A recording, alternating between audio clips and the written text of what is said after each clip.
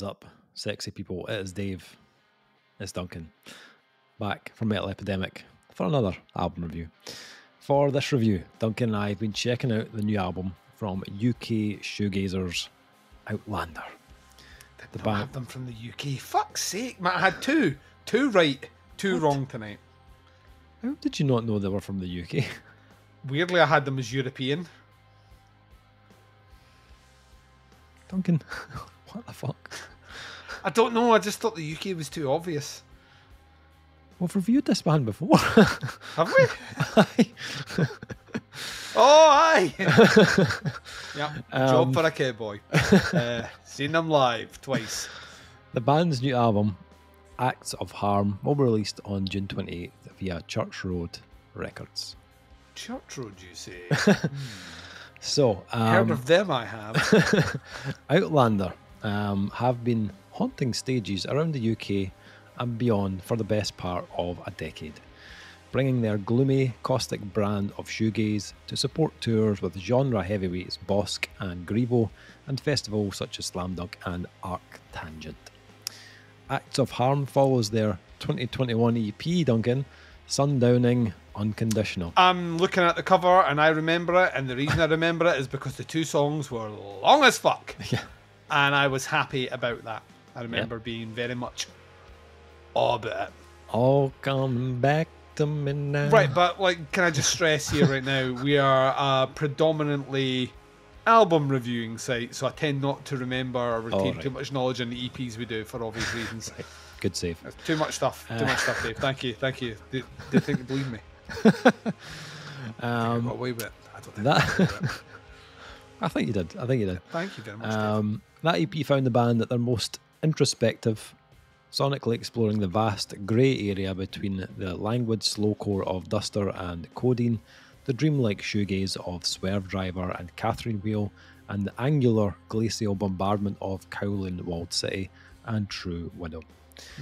An intimate coming-of-age record of reconciliation with adulthood, Acts of Harm finds beauty and despair in the mundane and explores the cycles of decline that prop up the fragile balance of normality in modern society. A singular body of work, written mostly in isolation, pulled together piece by piece during the pandemic and recorded over 2 years by Neil Kennedy at the Ranch Production House in Southampton. So, we reviewed the previous EP. Yes, we did. Back in 2021. Right there at the forefront of my memory. And it was a great little kind of taster of what might be to come from Outlander. Now, you are speaking so weird. It's amazing. Like, what might be to come from Outlander. Outlander. I don't know. I feel like I should have like some sort of like pipe, poetic English accent when I'm immersion pipe. Or like, I don't know, like a fucking like that, like a scene of fucking Dickens London carved out of fine ivory on top. Fucking deerstalker hat, like Sherlock Holmes. Should have my hat. I did mention on that review that I might not be the biggest fan of EPs. It was long. It wasn't like a fucking. It was two songs about 20 minutes in length. I mean, it wasn't far away for 20 minutes. I think that's probably why we ended up covering it, because it was like almost 20 minutes long. Yes. I do much prefer a full length, personally. Just, I like to get my teeth into that. Oh, I know you do, eh? Yes, I'll see monkey. Even more so when it comes to shoegaze. It's an immersive genre. Like, there's a part of it's like when you're in when you slip into a warm bath, you kind of wish the bath would retain that temperature all the way through and not get cold. Yep. It's the coldness of the water that forces you to exit the bath, not because you actually want to leave. Yeah. Shoegaze is the same. When you find a shoegaze groove that's all snug and you're enveloped in it, you kind of just want to stay there. Like, you don't want it to end. Yeah. Really enjoyed the EP. I wasn't the only one that enjoyed the EP. Duncan had a similar experience to myself on the previous EP. Memorable cinema experience. One would say transcendental.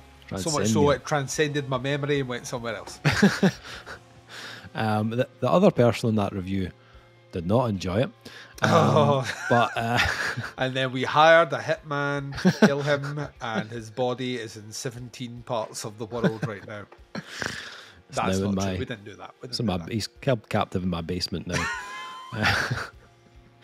You know, spends his day creating snare samples for deathcore music.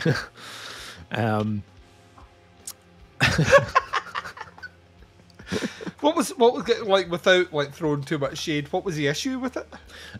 He loved the production, but I just felt it was too repetitive. It was the same chords, the same rhythm, the same like predictable kind of formula that just kept going, and it wasn't his thing. Well, from what I remember, I will have none of that negativity on this review then. Yep.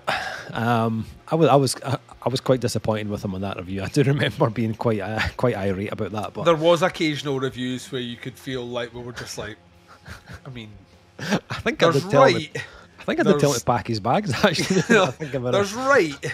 Yeah.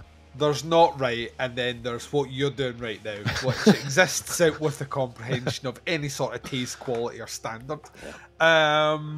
Yeah, so they're back. It's another grey and black and white album cover. And weirdly, it comes out almost exactly 3 years since that EP. There's about 3 days of difference. Yeah. Fuck's sake. Which is 2021, right? So like, right. It's quite a while to bring us an album, but like, it's no half measures here. It's a big album. So they recorded the EP with Neil Kennedy as well. So same producer that's working on the album, and I'm so glad that they've continued that kind of partnership with Neil. He did a spectacular job on the EP. We kind of like gushed all over how good the production was. So I was really excited to hear that they'd trusted him once again to work on this one, because it sounds fucking incredible, to be honest. Like, the production on this is oft so fucking good. And yeah, that incredible can we get to the scores? that incredible production is matched perfectly to how fucking unreal this album actually is. I'm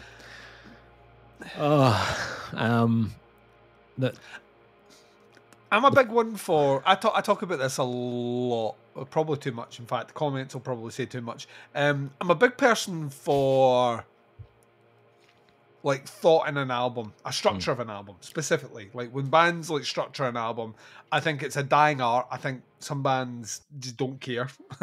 I think there's also a little bit of committee, like. And you know, in the band where like that, no, this has to be track 7. Why? Because it's fucking heavy as fuck. Oh yeah. You know what I mean? Like, I think there's a little bit of that creeps in. You can tell a band that have thought about track placement. Like, you can also tell a band that have not only thought about track placement but thought about track placement against flow. And this is one of the best examples this year I've heard of. Like, getting flow spot on. This album flows like a motherfucker. Flows like a river, Dave. Flows like a river. Flows like a river. Fucking straight river. to deliver. Some massive shoegaze. For the rest of your days. I don't know what we're doing here. Huh? Beautiful. Absolutely beautiful. Like poetic. The power of Fred Durst right there. But yeah.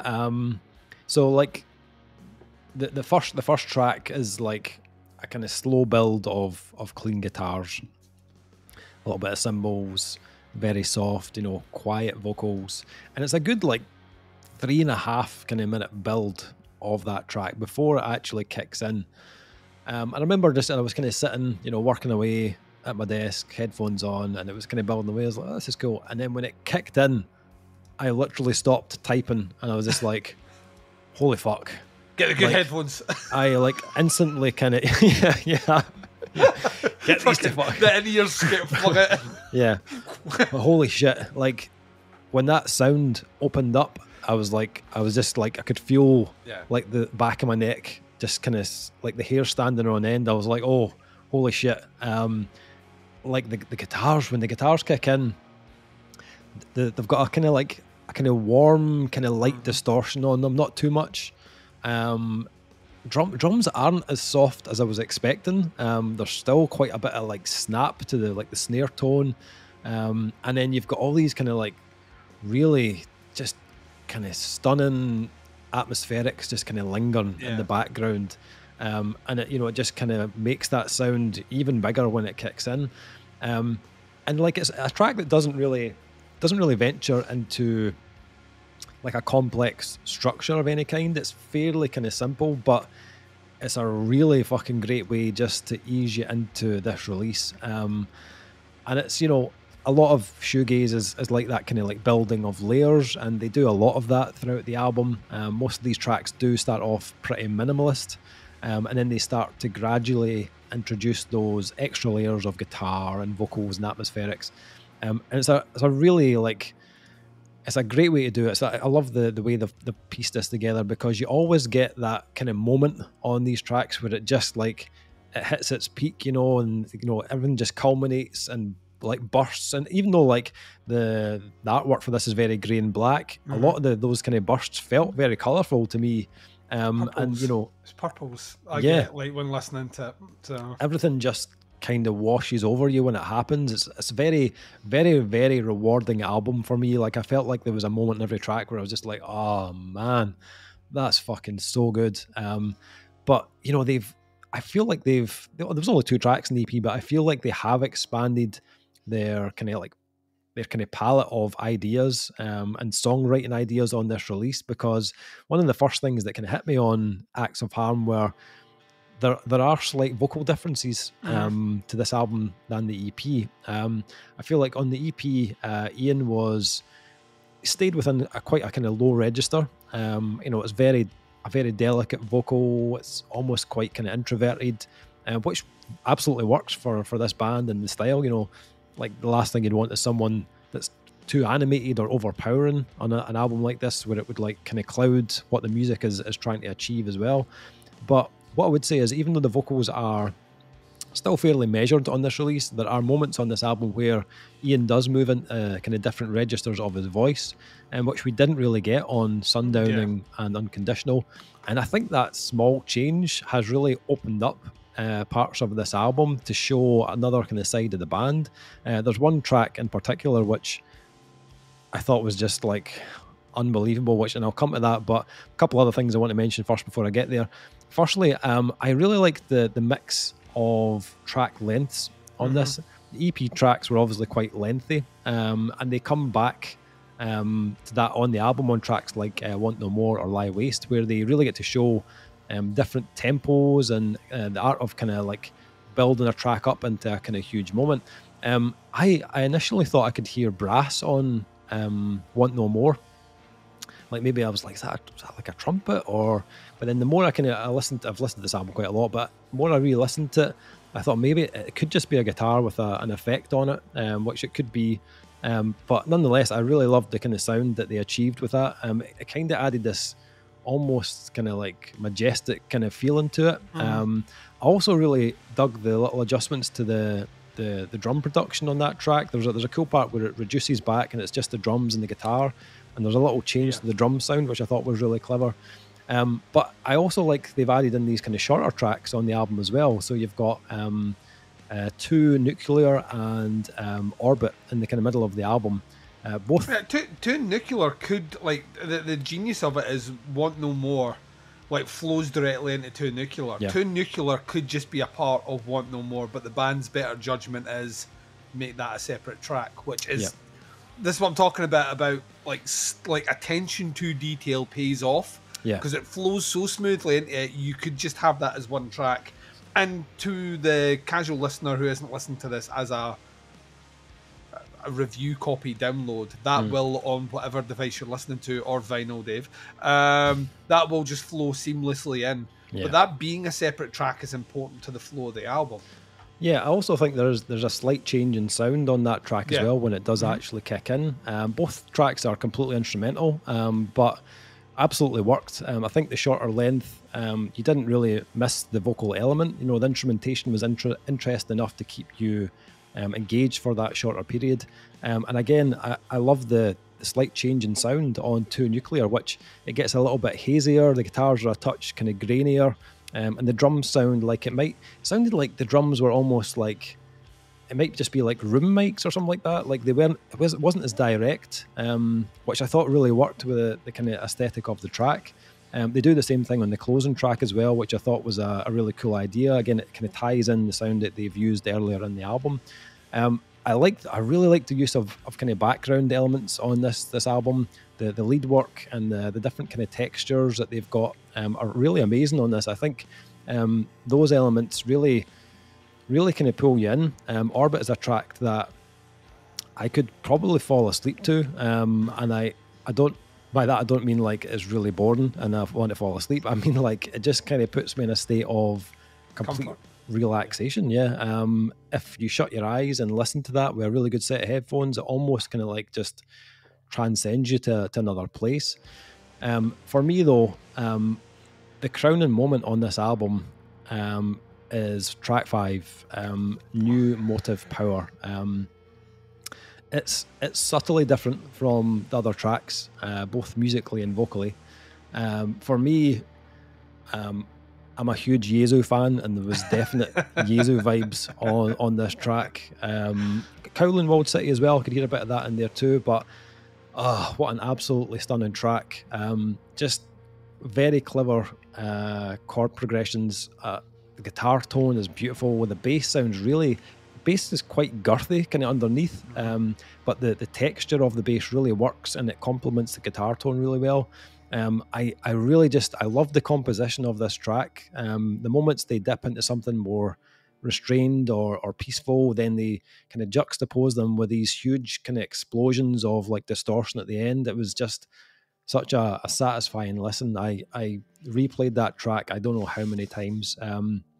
I really enjoyed the more indie elements of Lie Waste as well, which they've kind of touched on before, but as I mentioned, that more kind of varied vocal register from Ian actually makes those indie moments even better. That crescendo in the middle of the track is something else, and it was that point that I realised my wife is probably going to divorce me when I tell her I'm adding another album to my vinyl collection, because this album, like, it needs to be heard on a turntable. Like the warmth and the texture on this is absolutely stunning. She's going to be sick of hearing you saying this album needs to be listened to in vinyl. Does it though, Dave? It needs to be listened to in vinyl. You can't appreciate it until you've heard it in vinyl. It should be heard as naturally as possible. I think you were about to say it should be heard as the way that God intended it, on a flat black disc. Yeah, I mean, like, I might only be seeing my child every second weekend after this album comes out, but at least we'll be able to listen to this album in the best possible way. Yeah, I'm not lying. I've pre-ordered this on vinyl already. It's a kind of blue swirl, kind of marble kind of effect on the vinyl. Rock hard when you saw it as well. I can read oh my god! Face, man. I saw it in the Bandcamp and I was like, "You must be mine. You must be mine." Effect, oh my word! So yeah, I've got about 3 weeks to say goodbyes to my family, and then it's just me and my vinyl collection. Yeah, but we'll be recording future reviews from Davey's box outside. So guys, I have pre-ordered the vinyl. I can't wait to get it because this album sounds unbelievable. Last thing, in a word, this is flawless. This is... My body was just one giant goosebump when listening to this. It is incredible. Like, loved it. Absolutely loved it. Duncan, what did you think? What did you get? How did you get on with this one? How did I follow that? I mean, fuck's sake, my body was one giant goosebump, and I'm about to be made homeless. The highs and lows of a reviewer, Duncan.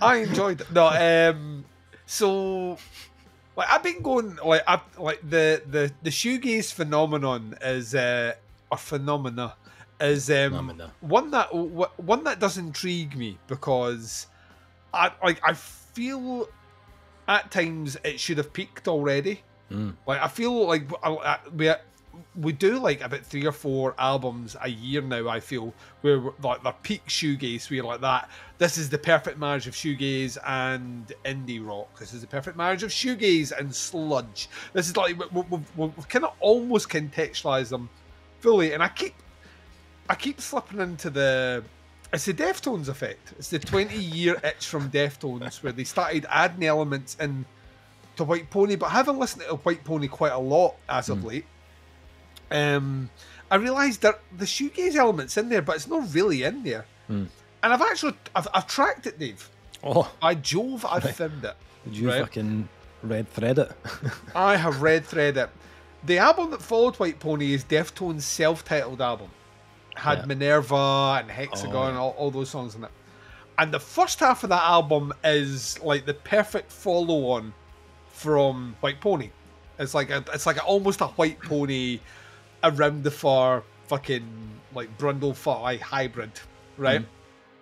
The back half of that album is shoegaze fucking tastic, right? It's experimental as fuck. It's really bizarre. Like, granted, there's tracks where they've got like a woman talking about anal sex, in a kind of voice operated tone, and other weird. No, is that it? I can't. I'm sure it's on the album. If it isn't, it's on the following album. There's weird shit on the back half of the album. But what they do have is a lot of songs which play more with a kind of, I don't even know if we would call it shoegaze. It's just tone, texture, vibe, atmosphere. And that, like, I hear a lot of that now. I hear a lot of that in modern bands. And it's cool. I love it. Like we've said it before, it's a tone that I can get behind. I don't have to put too much effort and I can get lost into the sound. I love that, where I don't have to think too much. I can just let the music envelop me. Outlander, which I totally remember from their EP. I'm sorry, guys, I cannot remember the EP. So to me, this was a first time listen of a brand new band. So I was like, Eureka, we've found something. Like by the end of track 1, I was fucking in, like fully in. Like yourself, I was listening to Bound, and I was letting it just build and wash over me. And I was like, this is like a really long. Maybe they're an instrumental band. I don't know. I don't read the PR. I was like, if they are, I'll have an album of this. Fucking love it. And the bit where the whole, like, just everything elevates and becomes heavier and more shoegazy-er, which is how we're using it as a descriptive term. Like yourself, I just was like, I could feel me just like giddy with excitement, because I thought this is what the band sounds like, and they're going to do more of this. Fucking amazing. It's such a well-flowing album. The song placement is fucking impeccable. The songwriting is very, very clever. Like when you're listening to tracks like Want No More, which is the follow-on track, where the band actually become like the full band sound, so to speak. There's in the middle of that track, you get the big shoegaze riff, and it plays like about like 12 times or something with the vocals, and I'm loving it. And it's like the band know that Duncan just needs a wee bit girth, he's craving a wee bit girth, and then this heavier guitar tone, or it might even be a distorted bass tone, slips underneath at the right time, and everything just keeps going exactly the way as before. And the sound just opens up again. Their use of space is fucking incredible on this album. Like there's moments where they will happily just let things ring out, almost to the point that they completely fall off before like introducing something back, and just to keep the flow going. And then there's other parts on this album where it's almost like Jenga blocks. Like they're precariously putting another little element on there just to see if it'll work, and it always fucking works. Like yourself, I find, like, to me, 2 Nuclear does feel like just an extension of Want No More, which I love, but I also love the fact it's a separate track. Orbit and 2 Nuclear are so well placed as 2 instrumental tracks to breathe life in, because after that we're kind of getting down to business, and that business is weighty, it's clever, it's whimsical, it's light, it's ominous, it's dark. It's like it's a ton of descriptive terms in the best possible way. New Motive Power is like just like that. Just like what kind of music do you like? That's what I like. Just like hello. And then Live Based as well. It's the longest track, which might make you, the uneducated person, would come into a track like that and go, right, it's gonna be long and weighty, and we'll see how it goes. Like you were saying, those indie elements, which have a kind of 80s vibe about them, specifically through the vocals, a kind of 80s indie vibe going through. are playfully placed, but so well orchestrated, and it's an element that actually works. Of course, it works within the sound. It's always worked within the sound, but their version of it's really, really clever. Lastly, the production on this is fucking incredible. Yeah, it's. I can't imagine any iota, any instrument sounding different than what it sounds. I rinsed this one. This one was this is my album of the week. Loved it. Surprised that I could remember them from before. Bad Duncan. I genuinely thought I'd found my new favourite band, so I was like, yeah, fucking yes. It's generally with shoegaze as well. I would put out a disclaimer, if you're not into music, which is a mood piece for sure, and kind of demands you to pay attention while not paying attention. You don't have to understand every note the guitar's doing, but you do kind of have to give yourself to the album. You can't put wallpaper up while listening to this, right? It's not a casual listening album. This is a you time album. You had a wee hard day, you need some you time, and then you put on Acts of Harm on vinyl in your box. But I'm actually going to throw away that disclaimer. I actually think, not that you should put on wallpaper while listening to this album, but I actually think that because of the way it's constructed and the fact that the band don't try and throw too many airs or graces on what they're actually doing, as a good entry point to shoegaze introduction into a kind of more metal sound or an alternative sound, Acts of Harm might be the perfect album to do that. I think it shows you a lot of the tricks and a lot of tools that the genre has, with enough of the personality without ever really getting lost in its sound. It never at any point, as whimsical and long as it runs, I never feel at any point the band are lost. Yeah. They're always kind of laser focused on delivery, and as a result of that, it makes it a very compelling listen.